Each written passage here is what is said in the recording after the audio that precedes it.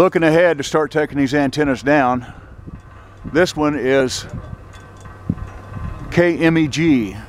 That's the one that we had the most trouble setting back in 2006. It's the tallest one. It has the AOL. We believe that we can take it down easier than we put it up. This one over here would be, I think this one is KPTH. That one, the tall one, the one up top, is dead. We have to take that down and make room for the new KPTH. Then the old KPTH just goes away, as I understand it. Then over here is the KTIV.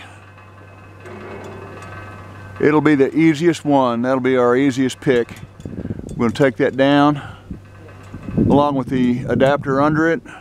And I think the whole support pole, I'm not sure. I got to get clarification on that. But this should be our easiest pick.